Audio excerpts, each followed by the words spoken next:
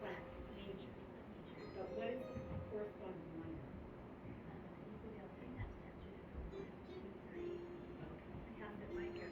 Oh, you're ready? She's ready.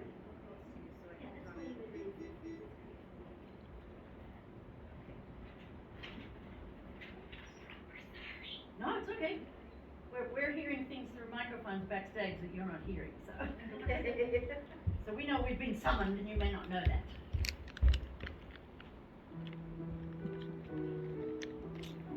It's fine. Slam that door! Marley was not dead to begin with. This must be distinctly understood, or nothing wonderful can come of the story we are going to relate. It is said that in heaven a record is kept of men's lives. If it is important enough for heaven to document the moments of our existence, certainly it must be important enough for us to at least reference select segments from the story to gain an insight how the man came to be who he was. The corrupt character of Jacob Marley was a rough-hewn statue chipped into existence by choice after choice of the man himself.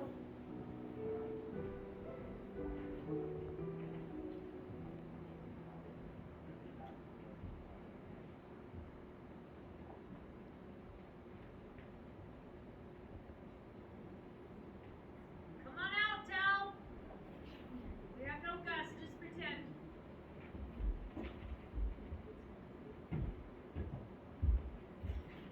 Jacob, would you stay for a moment? Jacob, this is excellent work. You have a gift. Numbers seem to have a native tongue to you. I urge you to use this skill in some capacity of service to your fellow men. Young Marley, you are without a doubt the single best mathematician I have ever taught.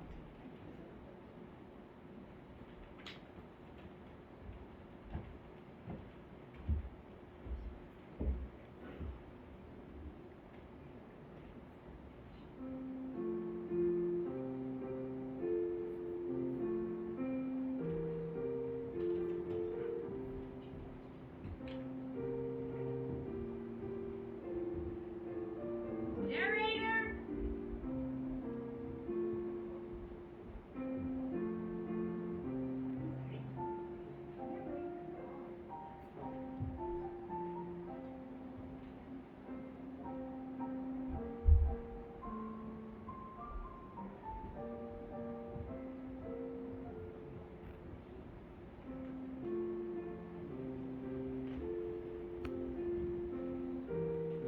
Now that one word held Jacob's attention, the word best. He was the best and he liked it very much. Indeed, there is reasonable argument that pride itself is the seedbed of all other sins. And Marley's field of pride was a spectacular crop. He forged his path into his financial profession in an ordinary way, apprenticing through all the ordinary roles. What was not ordinary was his skill in the position. Marley eventually opened his own counting house. As time passed, Jacob confined himself to the narrow environment of the exchange, his counting house, and his investments, cutting himself off from the warmth of family. But Jacob, my dear brother, how can you not find the time to attend your own mother's memorial service? Melinda, here are all the funds required to properly lay our mother to rest. In exchange, I ask only one thing. I'm a busy man and have no time for idle frivolities. Do not attempt to contact me again. But Jacob! We are all adults in this world and must find our own way.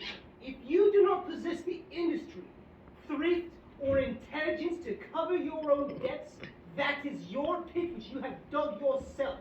I take my leave of you and wish that you would do the same of me as well.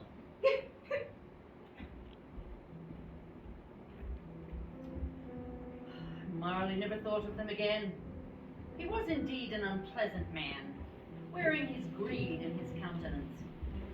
One particular cold and dreary February day, Marley went out to settle the negligent debt of a young couple living in one of the properties he managed.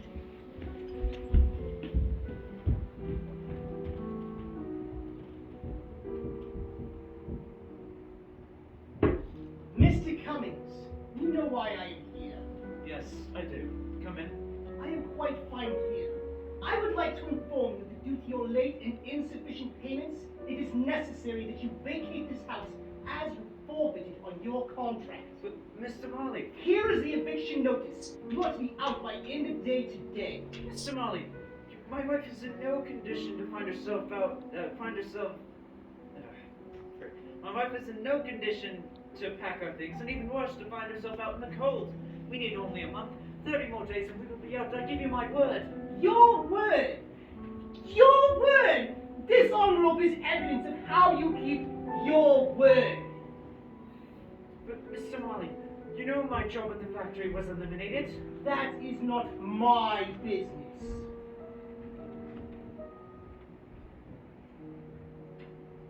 Lightning. Van? Hello? Fan, dear. Go back inside. They're cold. If I give you this, how long, how many months does it buy us? 3 days. Very well. It was a gift from my brother. It is 2:45. At 2:45 on Thursday, you are to be out. Oh.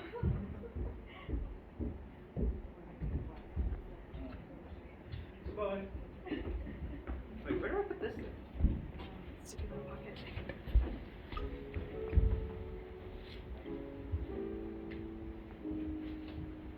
It was little more than a month after the eviction of John and Fan Cummings that Marley first met Ebenezer Scrooge.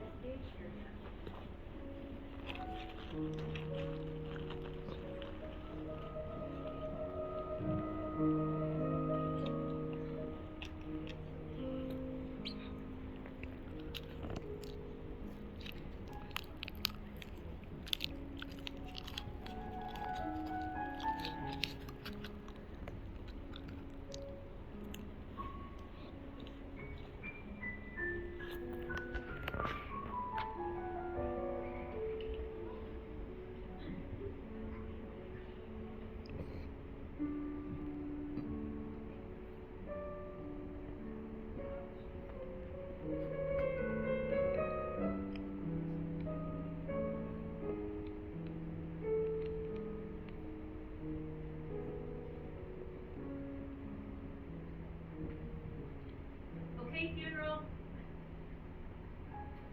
We have no gauge. We're skipping to pretend.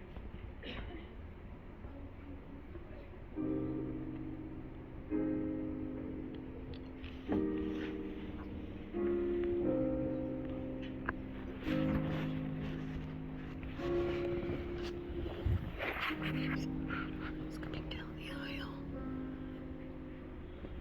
Okay. We'll do that.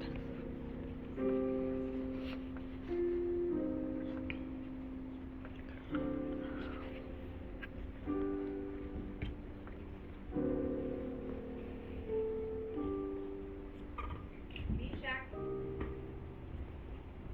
Ethan, will you stop, hand the baby off, and pretend to be Gage for a minute? Sure, what does Gage do? I'll read the lines. You stand there next to her. Funeral procession. Now I'll be late. The Mac, are you part of this? I am. Sir, How long will this drag out? we're going to St. Dunstan's. Good heavens, you knew this one? She was my sister. Cholera?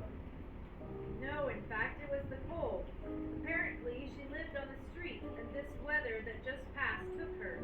She didn't come to me when they needed help, so I have no idea idea what condition put them there. Just as well. Decrease the surplus population. Pardon me, sir. This one was not surplus. She was... Oh, never mind. It's not your business. Why not the poorhouse? I'm quite tired of supporting those institutions when apparently they don't even seem to function well enough. If they did, she would not have been subjected to the elements.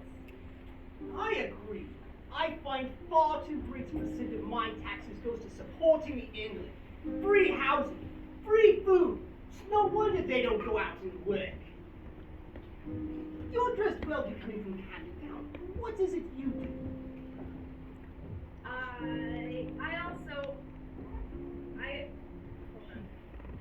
Oh, I don't live there. She did. I'm a financier. I work at Pembroke's. The counting house? The same. I too operate a counting house. It is a growing business and I need to extend my efforts. If you should desire to discuss a position, as an apprentice perhaps, come and see me at my offices a fortnight from today, at 1.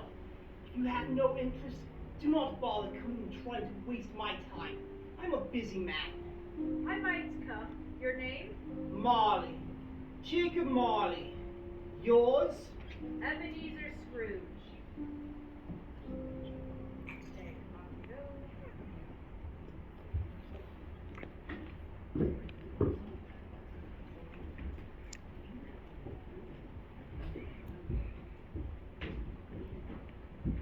2 weeks from that moment indeed, as the clock tower completed its prelude to the chime of 1 p.m., Ebenezer Scrooge walked into Jacob Marley's counting house.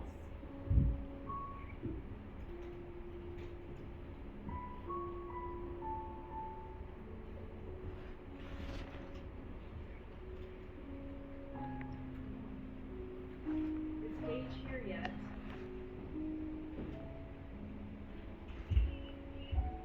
You are Mr. Marley's 1 o'clock appointment. You may be seated while I alert him. I will not. Not? Howdy.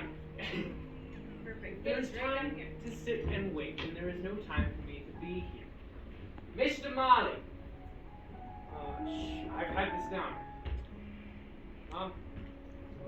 Every minute that you sit here, Thank you. Every minute that you sit here furthering your business, you cost mine 600% in growth on my investments.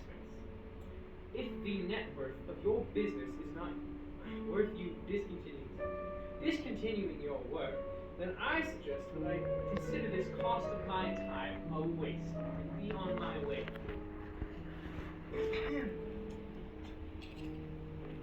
I'm currently employed as a junior accountant with 30 shillings a week.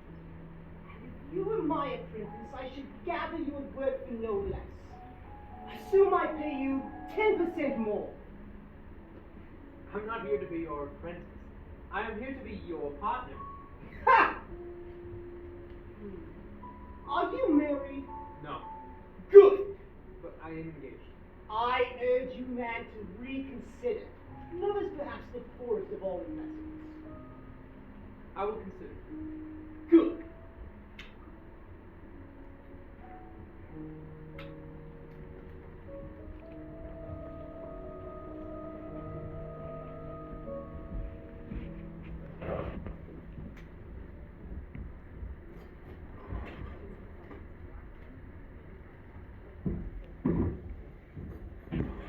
And so the partnership of Marley and Scrooge was formed. In the early weeks of their partnership, Jacob Marley gave Ebenezer Scrooge the assignment of handling the legalities of the name change.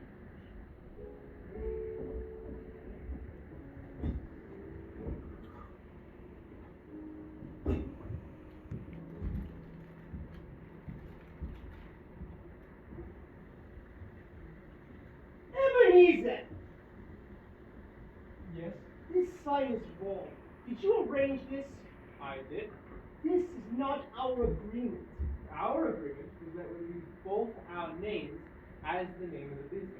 Our agreement was that the firm would be Marley and Scrooge. No, Jacob. Our agreement was that we would use both our names.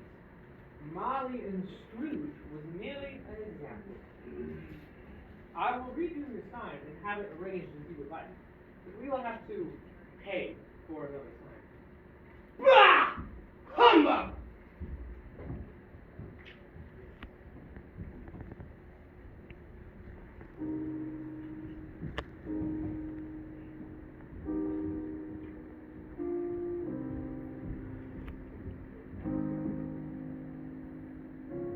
And so it stood. Scrooge and Marley. They quickly agreed to divide all the proceeds evenly. Not for the sake of fairness, but rather for practicality. One could say there was an odd bond between the men that might be labeled friendship. There is a concept of honor among thieves, and this may be the best way to explain it. As the years wore on, the two men grew more mean and more selfish. Marley's health faded as he entered his 70th year. The time had been filled with hatred, when he could have been basking in the balm of love. On the morning of Christmas Eve, the end seemed very near.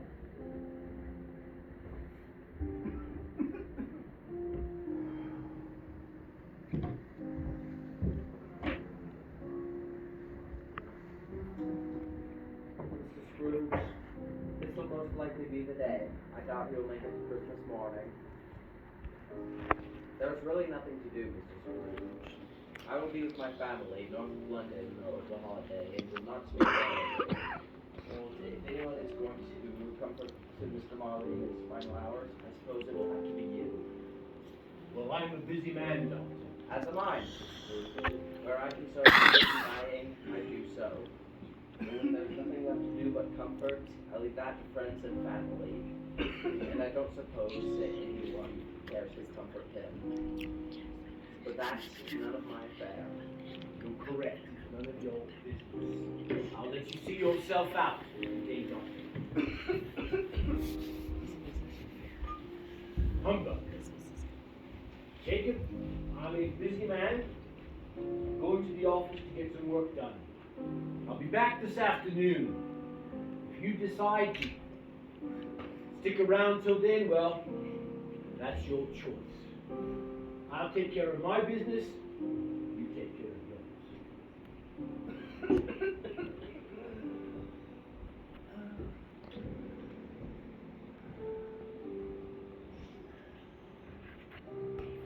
Marley's mind had a sudden flash of insight, unparalleled in his life.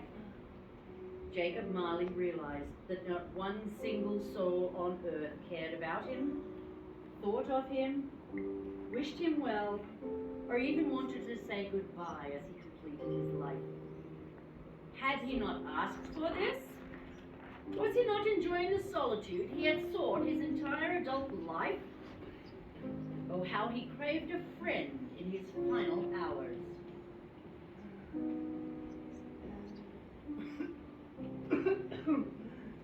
Ebenezer Scrooge. What a wretched man. What on earth ever made him so wretched? Oh, I did. I made Ebenezer Scrooge. Ebenezer, can you ever forgive me?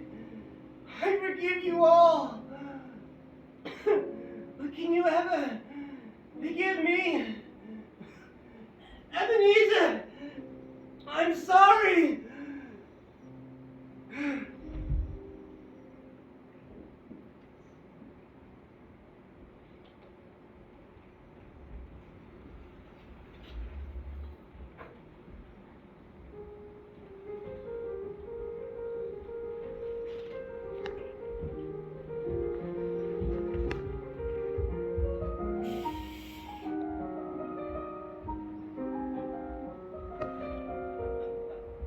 Are you? No, Jacob. Merely one who assists in his business. That is all.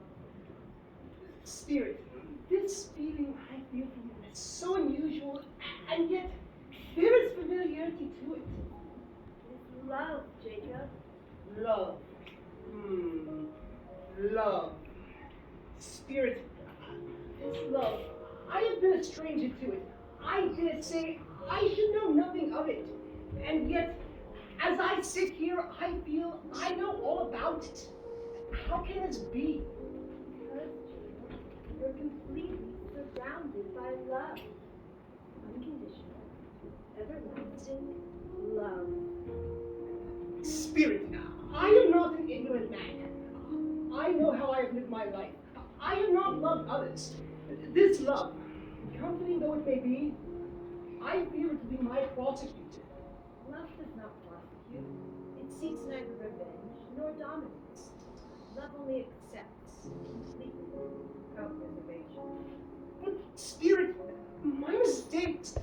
I don't have the words. I was just so blind. Love must have its limits. It cannot possibly cover all I have done. Love does not hide either. Love strives to forgive. It's very well prosecute. It's not love, but yourself.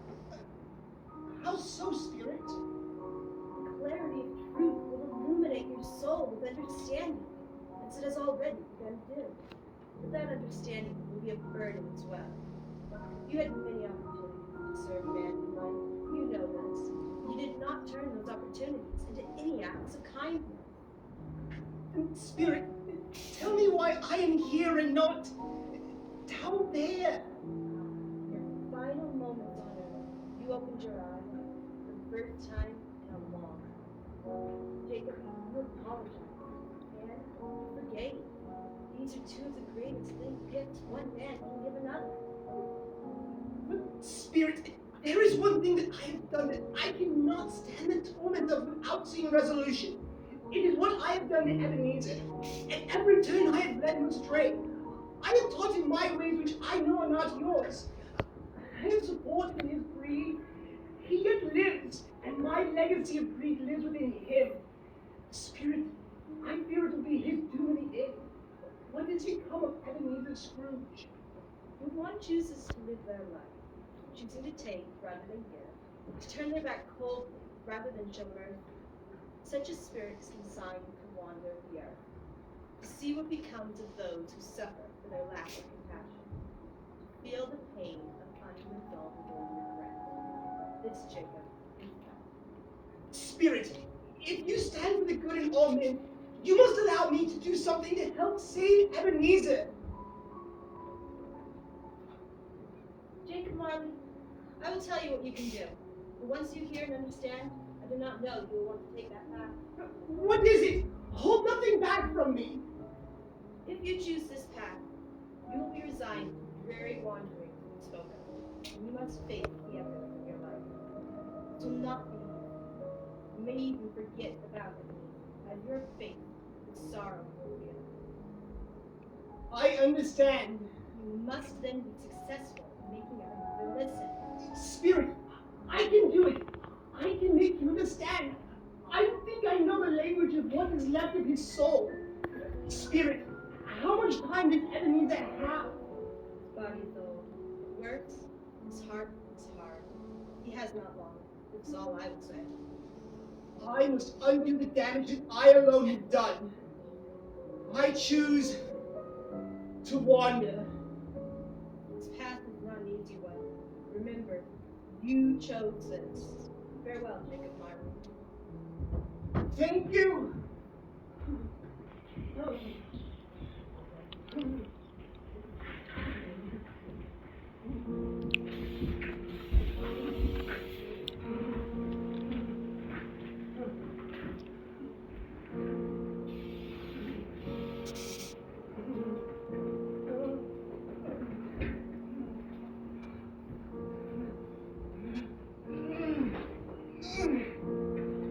My own free will.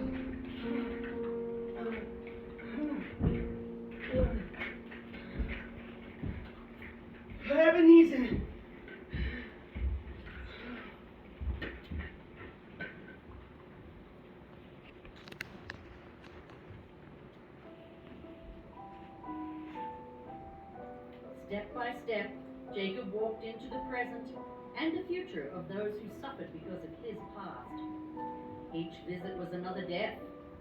Multiple times he found himself in the presence of Scrooge. He tried to call to Scrooge, but the old miser was deaf and blind to every pleading.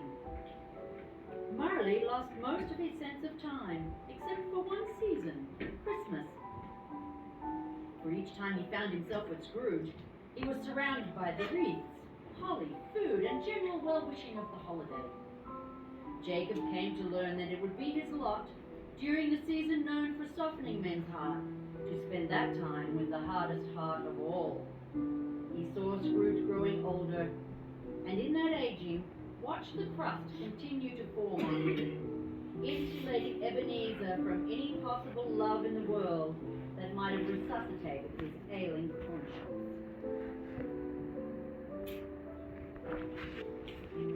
Jacob! Yes, who's there? I am a spirit who seeks to help you turn Scrooge. It is time to try. But I cannot see you, spirit. You will see me in time. When Scrooge does, if Scrooge does, there will be 3 of us. Remorse is a heavy burden, but in its weight, it has great power to awaken men's souls. There are 3 realizations mankind can experience that might give them a cause for change. First, remorse for what has gone but might have been in the past. Second, a shocking awareness of where they are in the present. And finally, fear for who they will become in the future. Should their paths not change, these 3 missions will make up our cause. Jacob, you must warn Ebenezer we are coming. But, spirit, for years I have tried to reach Ebenezer. My voice fails to penetrate his world. How can I get him to listen? Ebenezer, how can I reach you, my dear friend?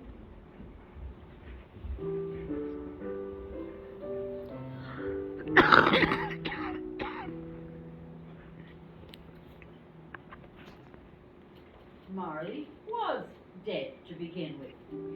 There can be no doubt whatsoever about that. The register of the burial was signed by the clerk, the clergy, the undertaker, and the chief mourner. Ebenezer Scrooge himself signed it. And Ebenezer Scrooge's name was good upon the exchange for anything he chose to put his hand to. Jacob Marley was as dead as a doornail. Now this must be distinctly understood, or nothing wonderful can come from the story we are to relate.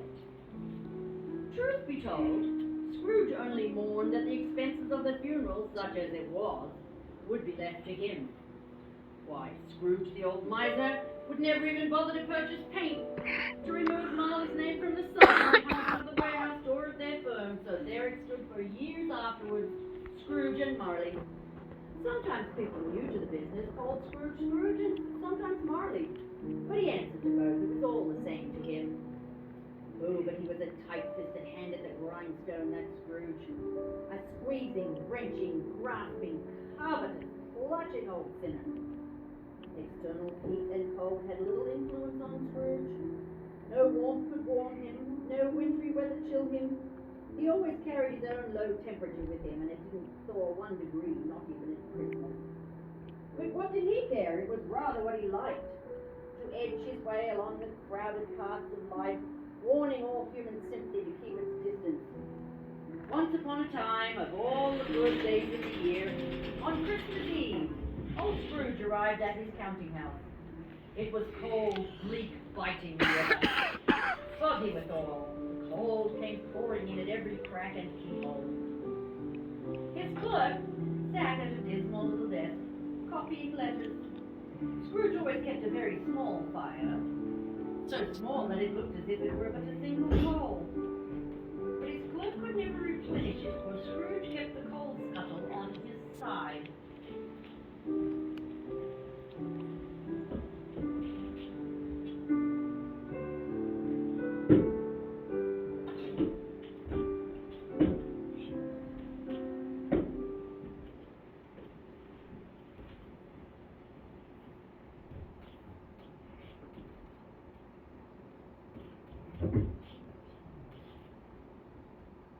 Cratchit. I predicted it might be necessary for you to part my service if you continue to find the need to waste my coal. Yes, Mr. Scrooge. Very sorry, Mr. Scrooge.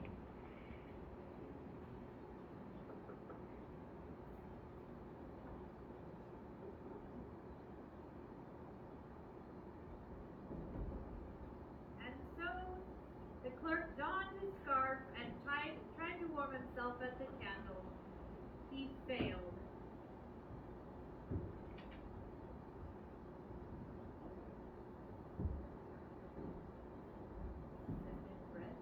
A Merry Christmas to you, Cratchit. Merry Christmas, sir. And Uncle, a Merry Christmas. Humbug. Christmas, sir, humbug. You don't mean that, I am sure. You, Merry Christmas. What's Christmas to you that makes you so merry? What reason do you have to be so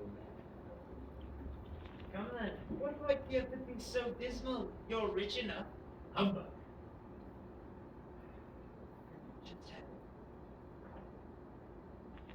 Don't be cross, Uncle. Oh, don't be cross, Uncle. What else can I be when I live in such a world of fools as this? Merry Christmas. Out upon a Merry Christmas. Why, what's Christmas to you but a time of paying more bills with no money? Find yourself a year older and not an hour richer. Why, if I could work on my will, every idiot who goes about with Merry Christmas on his lips would be boiled in their own pudding and buried with a stake of holly right through their heart. Come now, Uncle. Nephew, you keep Christmas in your way, and let me keep it. Keep it? But you don't keep it. Well, let me leave it alone then. Much good it has ever done you. Much good will it ever do you. There are many things from which I might have derived good. Christmas among the rest of them. But I like to think of Christmas time as a good time, when men and women seem by one consent to open their shut-up hearts freely, and to look to people below them as if they were fellow passengers to the train.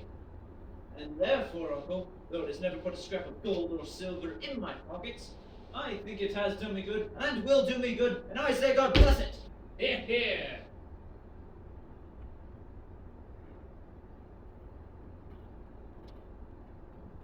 One more sound out of you, Cratchit. You'll be keeping your Christmas by losing your situation. You're quite a powerful speaker, sir. No wonder you don't go into Parliament. Oh, don't be angry, Uncle. Come, dine with us tomorrow. I'll see you in there. Humbug! That's fine. 2 words. But why? But why, Uncle? Why did you get married? Why? Because I fell in love. Because I fell in love. That's the only thing more ridiculous than Merry Christmas. Now be on your way. Nay, Uncle, you never came to see me before I married, so you cannot use it as an excuse for not coming now. Good afternoon, Fred. I want nothing from you. I ask nothing of you. Why cannot we be friends? I said good afternoon, sir. I am so sorry, with all my heart, to find you so resolute. There has never been any quarrel between us, so far as I know. But I have made the trial in homage to Christmas, and I will keep my Christmas humor to the last. So a Merry Christmas to you, Uncle Scrooge. Bah! And a Happy New Year. Humbug!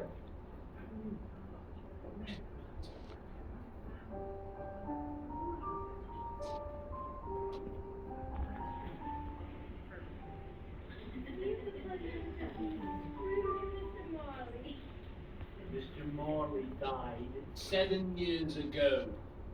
7 years ago this very night. We have no doubt his generosity is well represented by his surviving partner. No doubt, you say.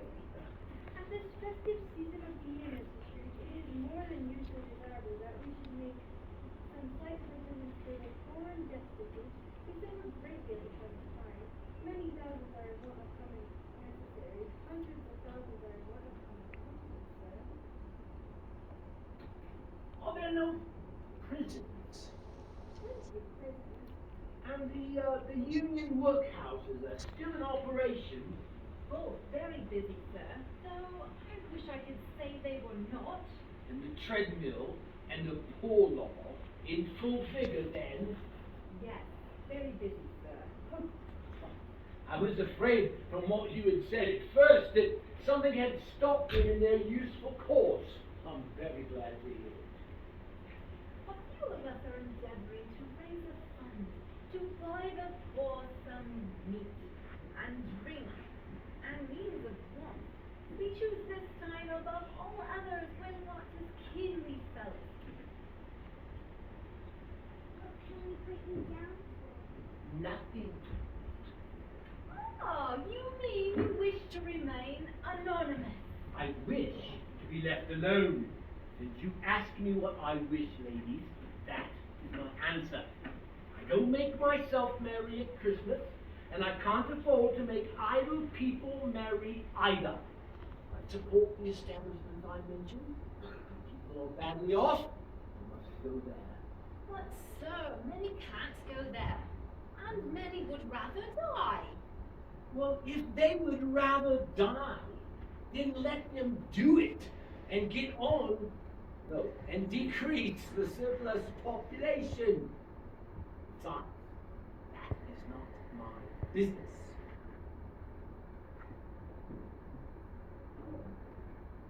But sir, you can make it your business. Enough for a man to understand his own business without it interfering with that of other people's. And mine occupies me greatly at the present time. Good afternoon, ladies. But sir, would you not read? I said good afternoon.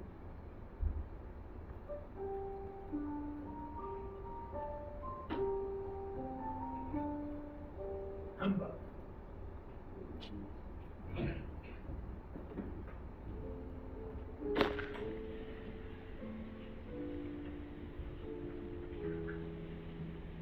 Scrooge returned to his labours with an improved opinion of himself and in a more facetious temper than was usual even for him. Meanwhile, the fog and darkness outside thickened, so at last the hour of Christmas. At last the hour of shutting up the counting house arrived, and with it Christmas Eve.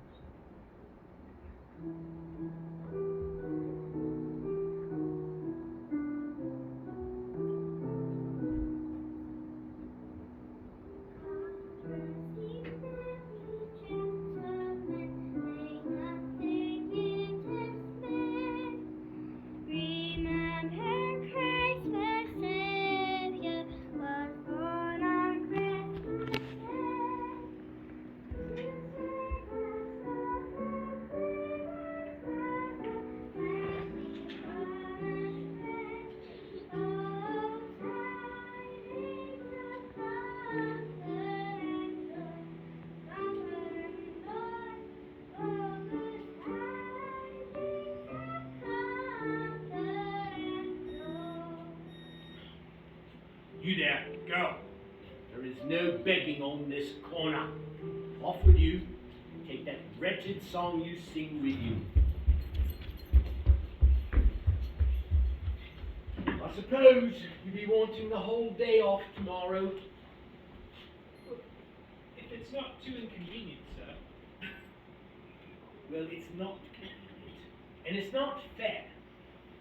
But if I were to dock you half-crown for it, you'd think yourself ill-used. You don't see me ill-used when I give a full day's wages for no work at all, eh? It's only once a year, sir. Fine excuse for picking a man's pocket every 24th of December. But I suppose you must have it. Be here all the earlier the next morning. Yes, sir. Very generous of you, sir. Yes, it is. Thank you, and Merry Christmas. My poor clerk. 15 shillings a week with a wife and family to care for. Goes about with Merry Christmas on his lips. This whole world is going mad. I'll retire to Bedlam.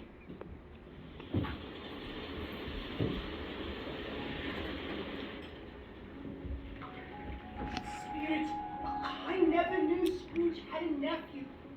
We never discussed our personal lives. Spirit, has it really been 7 years since I've been gone? Spirit, those words that Ebenezer used on the kind charity workers, those were my words.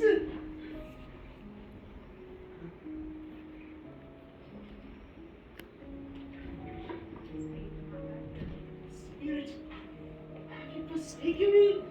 My journey, my quest.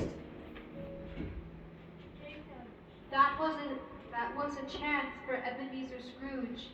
Had he just listened for a moment, had he just let one ice crystal on that frozen heart thaw enough, he might have given just a shilling to get them out, and in doing so, experienced a speck of the joy of giving, which could have led to something more.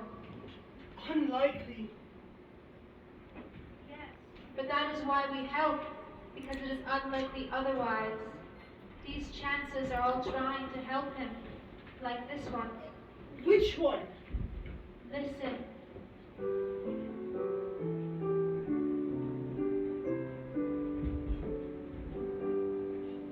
Oh, come, all ye faithful, joyful and triumphant. Oh, come ye to Bethlehem. Come and behold him. What is the meaning of this? This is a public wayfair. Out of my way! Out of my way! Humbug, I say! Humbug! Humbug! Out of my way! Humbug! Humbug! Out of my way! Oh, come let us adore him. Oh, come let us adore him. Oh, come let us adore him, Christ the Lord. They all tried.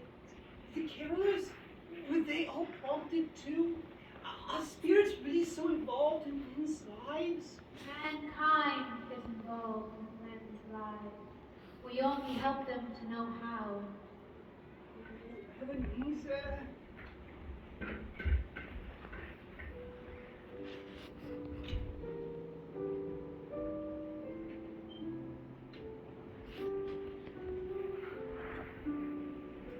Scrooge took his melancholy dinner in his usually melancholy tavern, and having read all the newspapers, beguiled the rest of the evening with his banker's book, and then went home to bed.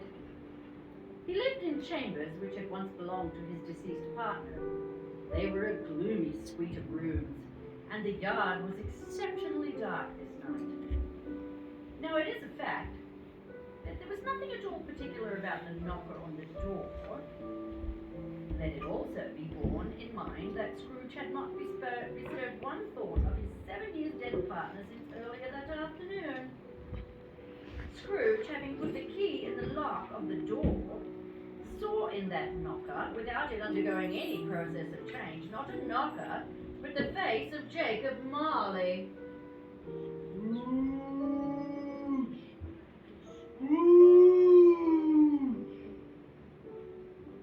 Humbug!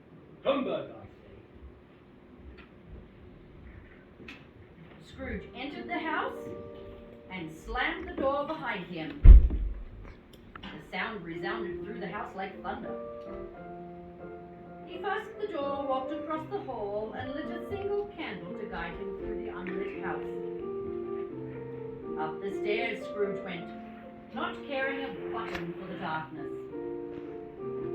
After all, darkness is cheap, and Scrooge liked cheap. He walked through his rooms to see that all was right. Sitting room, bedroom, lumber room, all as they should be. Nobody under the table, nobody under the chair, nobody under the bed, nobody in the closet.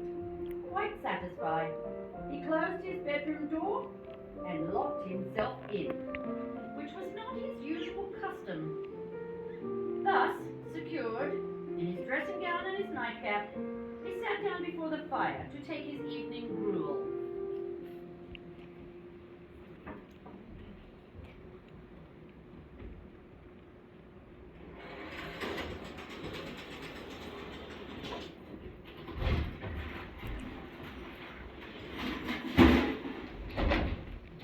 Yeah. Who's there, I say? Humbug! Scrooge! Humbug, I say! Won't believe it! Scrooge! Ebenezer Scrooge! What now? What do you want of me? Much. Who or what are you? Ask me who I was. Well, who was you then? In life, I was your partner, Jacob Marley. In that case, can you sit down? I can. Well, do it then.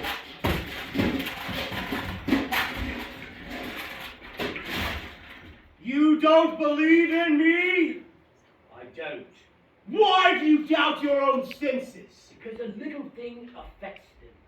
A slight disorder of the stomach makes them cheats. Why, you might be a bit of undigested beef, a blot of mustard, a crumb of cheese, a bit of underdone potato. Yes, that's it, that's it. There is more of gravy than of grave of you, whatever you are. You see this toothpick? I do. You're not looking at it. But I see it notwithstanding. Well, I have but to swallow this, and be for the rest of my days tormented by a legion of goblins of my own creation. It's a humbug, I say. Oh, Ebenezer Scrooge! Mercy, dreadful apparition. What do you want of me? Man of the worldly mind, do you believe in me or not? Well, I do. I must. But why do spirits walk the earth and why do they come to me? It is the fate of all mankind that the spirit within him should walk abroad among his fellow men and travel far and wide. And if that spirit goes not forth in life, it is condemned to do so after death, doomed to travel through the world and witness what it cannot share, but might have shared on earth, and turn to happiness. Jacob, you're fettered. Tell me why. I wear the chains I forged in life. I made them link by link and yard by yard. Of my own free will I made them, and of my own free will I wore them. Tell me, is its pattern strange to you? Or would you recognize the strong coil you now bear yourself? It was full, as heavy and long as these 7 Christmas Eves ago. I have stood invisible beside and watched you toil on them since. It is a ponderous chain. Speak comfort to me, Jacob, I pray. I have none to give, Ebenezer Scrooge. The comfort you seek comes from other ministers, to better kinds of men. I cannot rest and I cannot linger anywhere, for in my life my spirit never walked beyond our counting house, and it is a weary journey that now lies before me. 7 years dead, Jacob, and wandering all this time? The whole time, with no rest and no peace. Well, I would have to say, Jacob, you must have covered a great quantity of ground in that amount of time. Captain, bound in double iron! Not to know that no length of regret can make amends for life's opportunities misused. Yet such was I. Oh, such was I. But Jacob, you were always a good man of business. Business! Mankind was my business. The common welfare was my business. Charity, mercy, forbearance, and benevolence were all my business. The dealings of my trade were but a drop of water in the comprehensive ocean that was my business. This time of the rolling year I suffer most. Hear me! My time is nearly gone. I will, Jacob, but don't be hard on me, and don't be flowery, I beseech you. I am here tonight to warn you that you have yet a chance and hope of escaping the fate that I now tread, Ebenezer. A chance and hope of my procuring. You were always such a good friend to me, Jacob. You will be visited by 3 spirits. Is that the hope and the chance that you mentioned? It is. No, I think I'd rather not. Without their visit, you stand no chance to shun the path that I now tread. Expect the first tonight, as the bell tolls 1. Couldn't I have them all at once and be done with it? Expect the second on the following night at the same hour. The third the following, as the last stroke of 12 ceases to vibrate. Look to see me no more, Ebenezer, and remember, for your own sake, what has passed between us.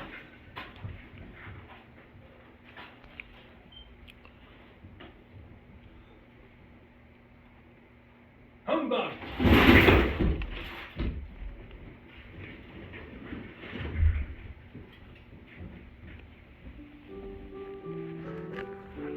Were the friendly emotions he had undergone, or the fatigue of the day, or his glimpse of the invisible world, or the conversation with the ghost, or the lateness of the hour, much in need of repose, Scrooge went straight to bed without undressing and fell asleep upon the instant.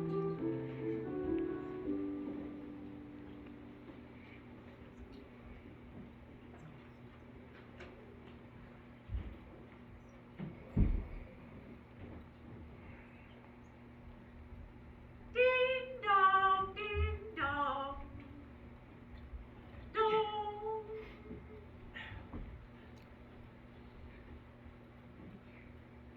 1 o'clock? It's impossible. It was after 2 when I went to bed. Not possible I slept through the whole day and into the next night. It's not possible that something happened to the sun and it's really the middle of the day.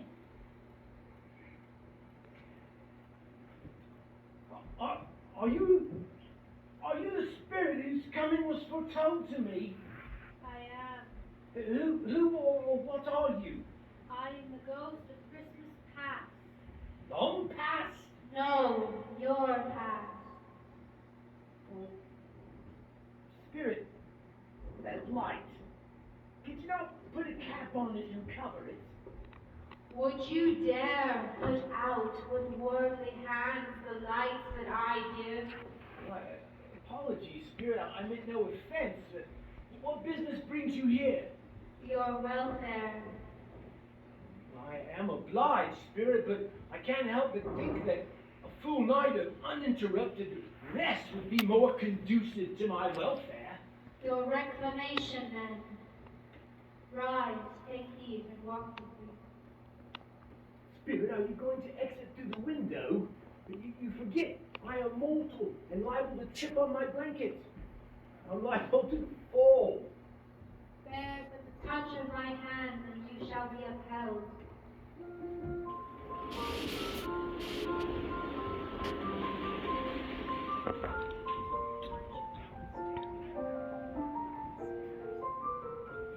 Goodness. Spirit, I was bred here. I was a boy here.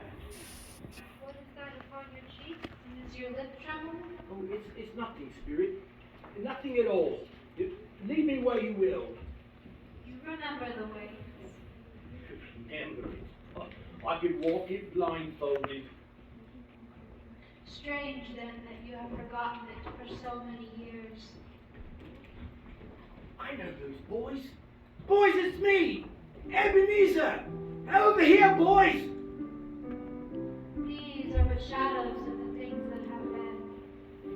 Here was a solitary prisoner, deserted by his friends. Do you know him well? Oh yes, Spirit.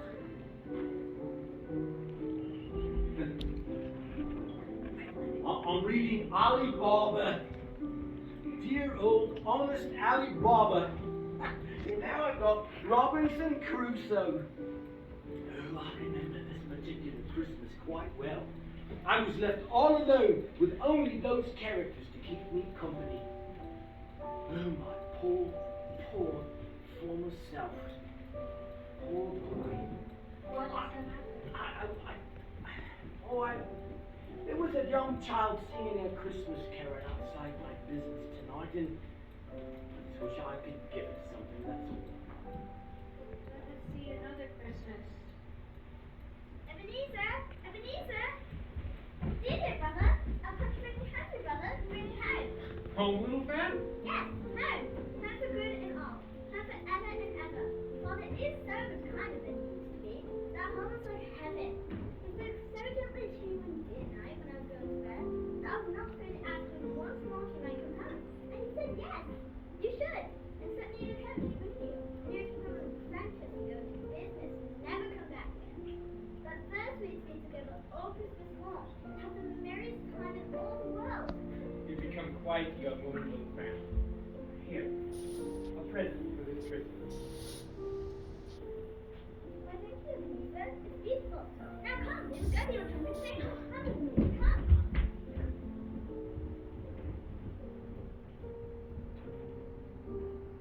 Such a precious child, whom breath might have withered.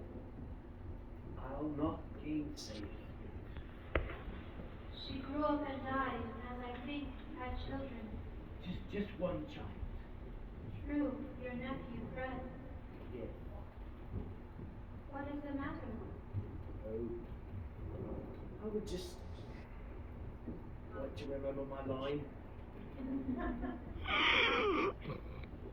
Come, is my line? It's hers that says, she just says come. Oh, okay, go.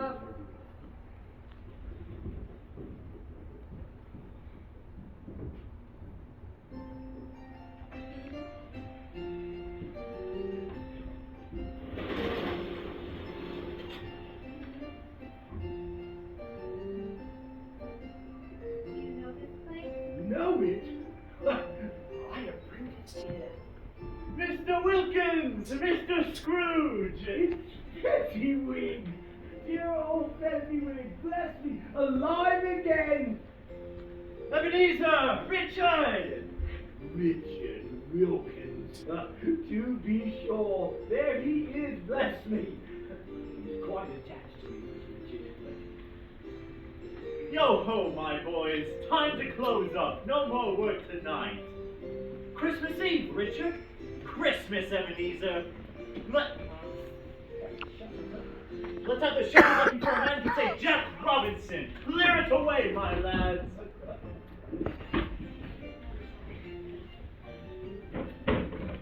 Oh, do cheer up, Ebenezer.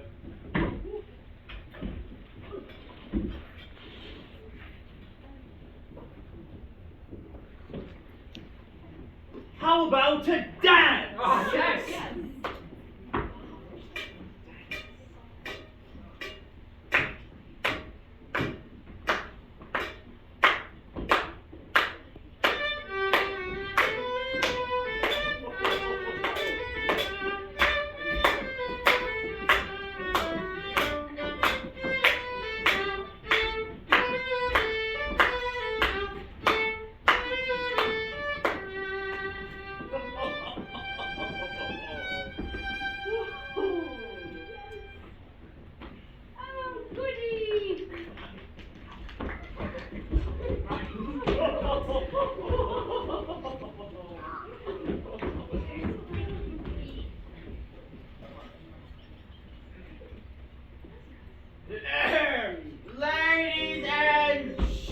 gentlemen,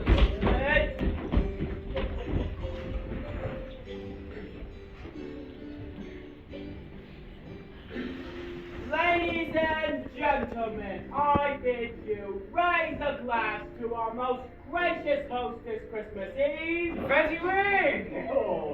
For the cold roast, the roast, for the mince pie, the pie, and especially the beer! There is no better man in all of England, London, or I dare say, the world! Bless you, Mr. Fezziwig, and to you and yours, a Merry Christmas. Merry Christmas! Come here, my lad. Come here, my lad. Oh, I'm sorry. Here. Christmas bonus. Mr. Fezziwig, we could never. No, I insist. Oh, well, thank you, and a Merry Christmas, and a Happy New Year. Yes, cheers.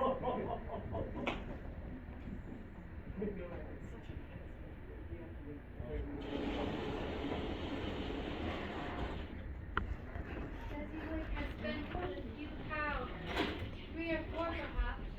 Is that so much where he deserves his praise? Well, it's not that, Spirit. He has the power to render us happy or unhappy, to make our service a burden or a joy, a pleasure or a toil. His power lies in words and things so slight and insignificant that you could never count them up. Yet the happiness he gives is as great as if it cost a fortune. What is the matter? I was just thinking it'd be nice to. Oh, I say nothing first. Yeah. Nothing. Yes, nothing. Something, I think. Yes, well, I was just thinking that I would like to have a word with my own clerk, Bob Crest. My time grows short. Come.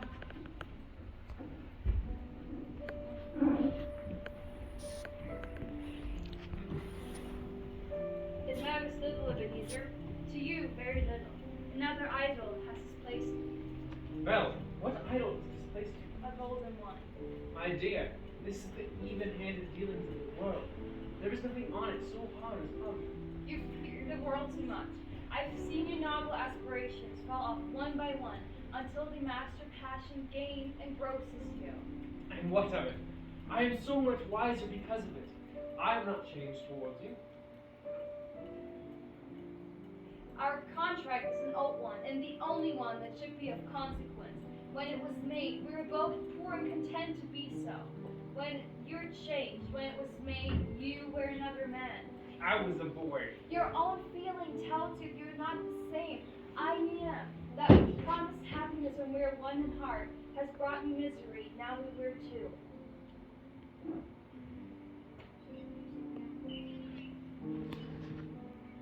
Ah!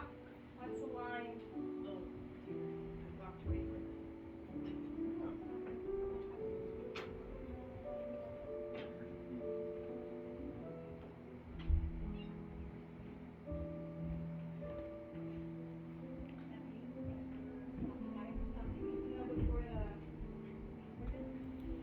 What did you just say?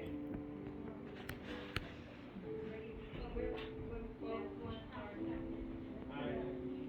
Happiness. And that's what I thought of it. Oh, yeah.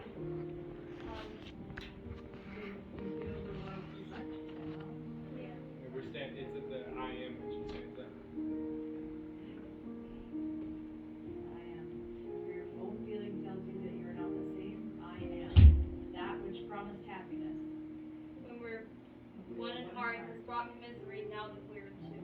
How often have I thought of this? I will not say. It is enough that I have thought of it, and I am ready to release it.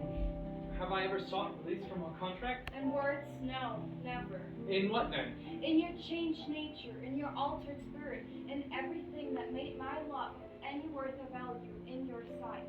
If this had never been between us, tell me, would you seek me out and try to win me now? think not. Such a safe and terrible answer, Ebenezer. I would gladly help you to choose me now, heaven knows. But I learned in truth at my own cost. If you were free today, tomorrow, or yesterday, how can I believe that you would choose a dowerless girl, you so confident that she will stay at your side as you weigh everything by gate? I am not the naive creature you take me for, Ebenezer. If for a moment you false enough at your word principle to do so, do I not know that your regret and repentance would surely follow? I do, and I do release you with a full heart for the man you once were. And I hope that if you do have pain in this, that will be for a very, very brief time, and that you will dismiss the memory of it as an unprofitable dream from which you luckily awoke. May you be happy in the life you've chosen. Belle! Belle! Help! Go after her, you fool!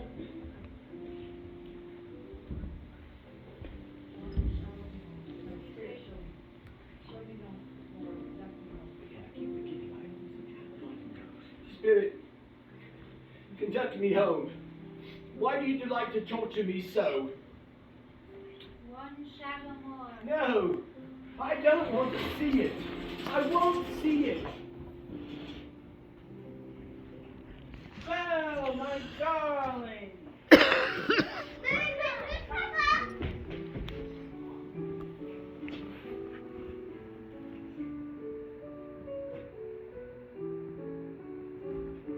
Now off to bed, both of you. After all, it is Christmas Eve. Yes, Papa. I stopped by the Bank of England today in Cornhill, and I saw an old friend of yours. Oh, who was it? Guess. Guess? How can I? Well, Cornel, you say? Was it Mr. Scrooge? Mr. Scrooge it was. I passed by his office window. He had a candle inside. I could scarcely help seeing him. His partner lies upon the point of death, I hear. And there he sat alone, quite alone. Poor Ebenezer. Spirit, remove me from this place. Leave me or take me home. I cannot bear it. No more. No more. No. Might get too soon.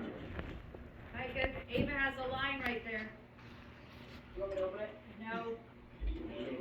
My bad.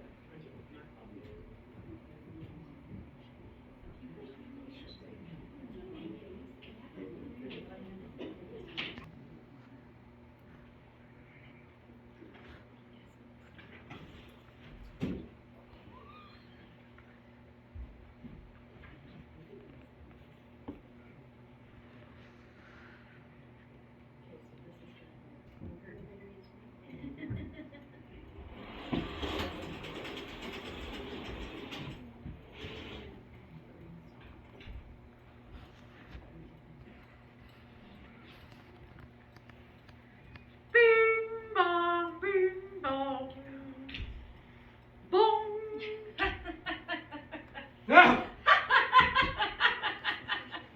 Scrooge, come here! Come here, know me better, man. I am the ghost of Christmas presents. Well, look upon me. Have you never seen the likes of me before? Never. Have you never watched forth with any of my elder siblings born in these latter years? Do you have a lot of siblings, Spirit? More than 1,800. Oh, that's quite the family to provide for. Spirit, conduct me where you will. Last night I went forth on compulsion, but I learned a lesson that is working now.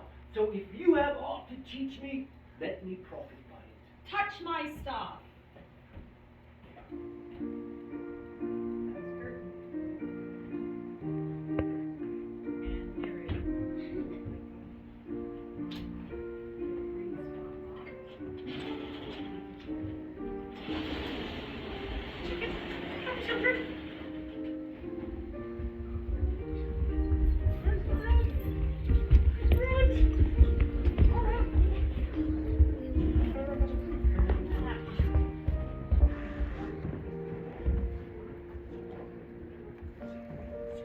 chambers vanished instantly before him, and he saw that they now stood in the city streets on Christmas morning. The sky was gloomy, and the streets were choked up with a dingy mess, as if all the chimneys in Great Britain had by one consent caught fire, and were blazing away to their dear hearts' content. There was nothing very cheerful in the climate of the town, yet there was an air of cheerfulness abroad. For the people were jovial and full of glee, calling out to one another, and now and then exchanging a good-natured snowball. The poulterers' and butchers' shops were still half open, and the fruit merchants were radiant in their glory. Their customers were all so hurried and so eager in the hopeful promise of the day. The spirit stood with Scrooge beside him in a baker's doorway, and from the talisman she carried, sprinkled forth an incense onto the dinners of those that went to and fro. Spirit, is there a particular flavor from which you sprinkle your talisman? There is, my own. And will you sprinkle it on every birthday? To any dinner kindly given, and to a poor one's most. Why to a poor one's most? Because they need it most. Oi! Oi! You watch where you're going! You watch where you're going, you long-nosed weasel! Weasel, is it? You floppy-eared baboon! Of course you is! Good sir, what are we doing arguing on this glorious Christmas morning? 'Tis a shame to quarrel on such a glorious day. Ah, yes, so it is. So it is. Merry Christmas. Ah, thank you. And to you, a Merry Christmas. Or Happy New Year, that's my word. And a Happy New Year. Dang. Sorted him into that quite well. Come now, what troubles you? Well, Spirit, I see all these people going about, and that's good. But there are wolves who prey upon the weak and feeble, and they do it in your name, and the name of your brothers that came before you. Why, it's a... A humbug? Oh, Ebenezer, there are people that on this earth that lay claim to know us, and do their deeds of pride, passion, ill will, hatred, envy, and bigotry in our names. But we do not know them. It is as if they have never lived. Remember that, and task their doings with themselves, not us. I will, Spirit, I promise. Where have you taken me now? I don't recognize this street. And why should you? It is only the home of your employee, Bob Cratchit. Mother, we've been to the baker's. I have seen the goose. Even better if you smelled the juice. I knew it was odd, fast, and big. You know for a fact that the goose you smelled was ours? All right, children, help me with the table.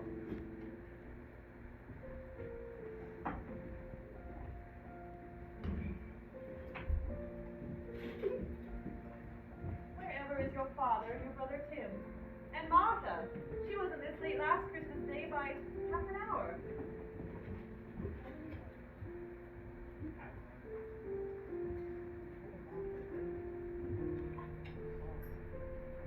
Is it Brooklyn or is it Karamay?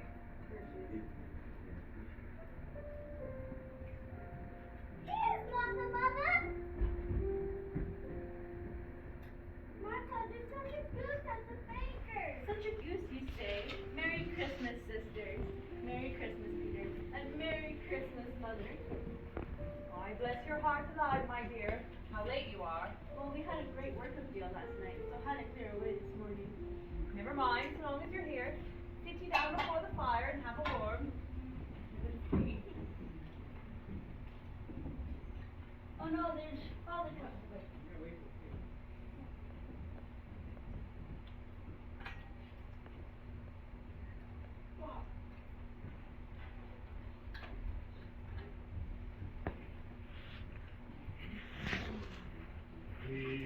No, it's not even hide, Mother, hide. Yes, hide, Mother, hide. Mother, hide behind Mother.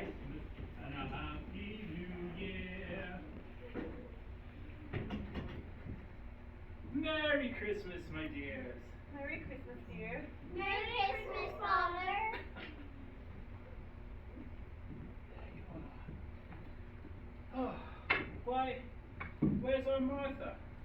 she's not coming. Here. Not coming.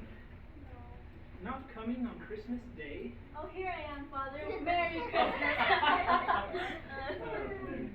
All right, children, time to wash up. Martha, please help him. But I don't need help, Mother.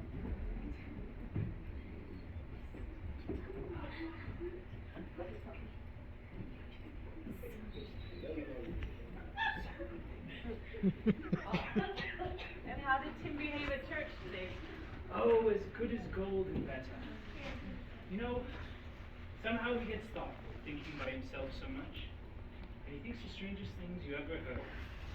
By coming home, he said to me that he hopes that people see him in the church, because he was a cripple.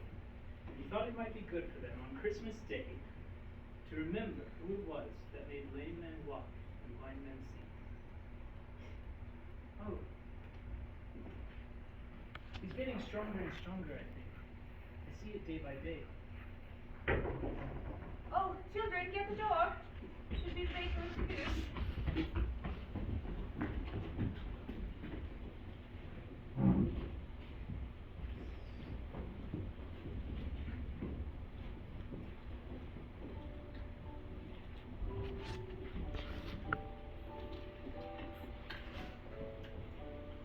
Such a bustle ensued that you might have thought a goose the rarest of all birds. Bob said he didn't believe there ever was such a goose cooked. Its tenderness and flavour, size and cheapness were the themes of universal admiration. Eked out by applesauce and boiled potatoes, it was a sufficient dinner for the whole family. A nervous Mrs. Cratchit left the room to take the pudding up and bring it in. Suppose it should not be done enough. Suppose it should break in turning out. Suppose somebody has gotten over the wall of the backyard and stolen it. Mrs. Cratchit returned flushed but smiling proudly with the pudding, like a speckled cannonball with a sprig of Christmas holly on the top. Why, everybody had something to say about it, but nobody said or thought that it was at all a small pudding for a large family. A wonderful pudding, my dear. It's a weight off my mind. At last the dinner was all done.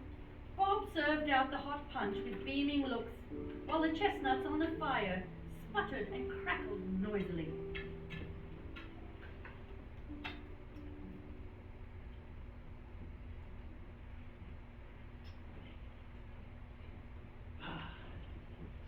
A Merry Christmas to us all. God bless us. Merry Christmas.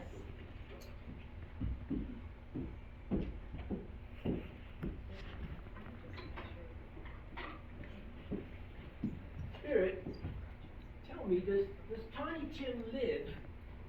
I see a vacant seat in this poor chimney corner, and a crutch without an owner, carefully preserved. If these shadows remain unaltered by the future, the child will die. Oh, kind spirit, say he will be spared. If these shadows remain unaltered, none of my kind will find him here. And what of it? If he is like to die, he had better do it, and decrease the surplus population. Ebenezer Scrooge, if man you be in heart, forbear that wicked cant until you know what the surplus is and where it is. Are you to decide what men shall live, what men shall die? It may be that in the sight of heaven, you are more worthless and less fit to live than millions like this poor man's child. To Mr. Scrooge, I give you Mr. Scrooge, the founder of the feast. The founder of the feast, indeed. I'd like to have him here. I'd give him a piece of my mind to feast upon, and I'd hope he'd have a good appetite for it. My dear, the children, it's Christmas Day. It should be Christmas Day, I'm sure, when one would drink to such an odious, stingy, hard, cold, unfeeling man as Mr. Scrooge. You know he is, Robert. Nobody knows it better than you. My dear, Christmas Day. All right, I'll drink to his health, for your sake, and the day's, but not for his. A Merry Christmas and a Happy New Year. to be very merry and very happy, I have no doubt.